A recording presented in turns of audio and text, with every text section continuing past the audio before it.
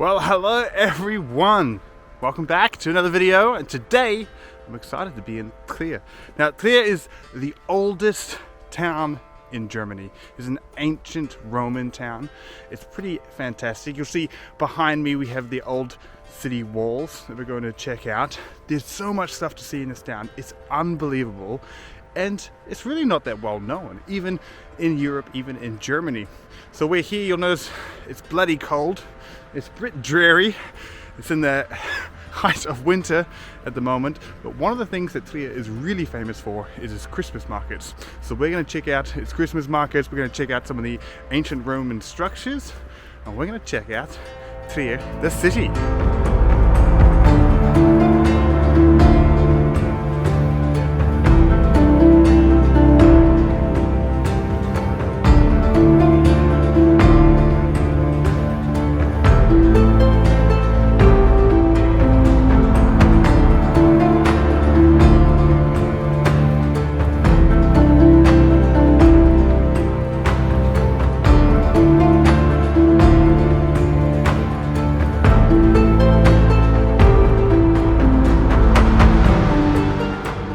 According to known history, Trier was founded first by the Celts around about the 4th century BC as Treverorum, but its Roman history actually begins around the middle of the 1st century BC, when Julius Caesar conquered Gaul and integrated the Mosul region which surrounds it in the Roman Empire. It was around the 16th century where Trier really started to grow, and that was because Emperor Augustus recognized its strategic value and established the city of Augusta Treverorum. But Trier was actually one of the 4 Roman capitals during the Tetrarchy period. Now, Tetrarchy period, if you're interested, was around the 3rd and 4th century. Tetrarchy actually means rule of 4, and it refers to the division of the Roman Empire into 4 different parts. Today we're going to take a tour of Trier at the height of its Roman glory, around 400 AD. During this period, the population was between 75 and 100,000, making it one of the largest cities in the Roman Empire. Trier during this period was a fortified city, meaning it had a large city wall around it, with access points controlled by 4 different gates, the 5th being the arena when it needed to serve as that function, and a bridge acting as the core access to the city. As we enter into this tour, it only makes sense that we start with one of the most iconic landmarks of Trier, the Porta Nigra, or the Black Gate into the city. This is actually the largest Roman city gate north of the Alps, and it's truly amazing. The gate was built first around about 170 AD, but has a long and interesting history. They haven't been able to find its original name, but they call it the Black Gate because of a fungus that actually grows on the sandstone that gives it a black color. The records show it first was called the Porta Nigra around 500 AD. This gate has a really interesting history. In fact, it was much more than a gate for most of its life. Around 1000 AD, the gate was no longer functioning as a gate. The dilapidated structure had even many of its stones removed to facilitate building new construction around the area, something that was common during the period. A fun story about the gate was that a Greek monk named Simon lived as a hermit in the ruins, and after his death around 135 AD, a monastery was built in his honor next to the gate. Later on, to prevent further destruction from the rather dilapidated gate at this stage, it was actually converted into a church. And it remained a church until Napoleon, the French political leader, ordered the gate to be restored. Walking through Trier from the gate, you get to stroll past some truly beautiful streets, and you quickly lead up to the hauptmarkt, or market square. All year round, on weekends or special occasions, there's markets in the square. The most significant, of course, is what we have right now, the Christmas markets, which start late November until Christmas each year. With the backdrop of some truly historic and beautiful buildings, it's very special. Some of the most significant buildings in this square are the St. Gengulf's Church, which originated way back around 10 BC, but its Baroque structure we see today is from around the 14th century, with the tower being built in the 16th century. Some of my favorite buildings in this square are the Steeple building, which was built in 1430 as a festival and drinking house and looks really cool, almost like the tower of the castle. Definitely somewhere where I want to have a beer. And then right next door you have the Red House, which was built around 1684. In the square you'll also see the typical half-timber German buildings and the oldest pharmacy in Germany, which was built in 1241 and has a unique display of historic implements inside if you want to check it out.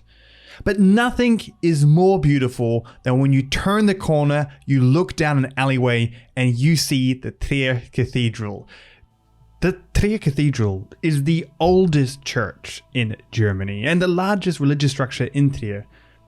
It was built around the 4th century, where construction started in the year 326 under Emperor Constantine the Great. But it is rumored that some of the structure is much older than this. This is because legend has it was built on top of a palace, the palace of Empress Helena, who would later become Saint Helena. This was actually Constantine the Great's mother. Of course, like all historic buildings, it has stories to tell, and it has been rebuilt more than a couple of times over its life. In the period of the Great Migrations of the Franks, they burned down the old church, leaving just the outer walls. In the Passion Week of 1882, the Normans stormed the city and destroyed the church yet again. As impressive as the church is from the outside, it is really the interior that is remarkable. By far, in my opinion, the most breathtaking part is the Baroque west choir ceiling. Now, this may look like paintings, but it's actually sculpture. This entire ceiling and the walls leading up to it is a 3D image, and it is absolutely spectacular. Next to the cathedral, you have the Church of Our Lady, which is one of Germany's first ever Gothic churches. It was built from around 1235 to 1260 on the site of the east section of the Old South Church. We're now going to walk just one block away to our new destination, which is the Basilica of Constantine. It was built from around 1235 to 1260 on the site of the east section of the Old South Church. So behind me here we have the Basilica of Constantine. Now, this may not look like the most impressive structure, but this is one of my favorite buildings in Trier because it has a crazy history. It was built around 300 AD, started off life as a palace, a Roman palace, and has been transformed so many times since then. Now it is a church. It's home to the Church of Our Redeemer, and it's a beautiful church inside, and I absolutely love the wooden structures of the roof in here, and it had this very modern organ, which is a great contrast. Originally, the Constantine Basilica, or as it's also known as Aula Palatina, was probably once the throne room of a huge Roman palace. It was converted to a church in the 4th century, and originally the brickwork would have been covered by plaster and it would have been painted with golden mosaics in the niches. Aside from being once a palace, then a basilica, it was also used as a castle, and during the Frankish period, the basilica, it was used as a royal palace. In the 13th century, it was then the residence of the Archbishop of Trier. Right next door you have the Electoral Palace. When the Electoral Palace was built, around the 17th century, the basilica was actually integrated into the structure.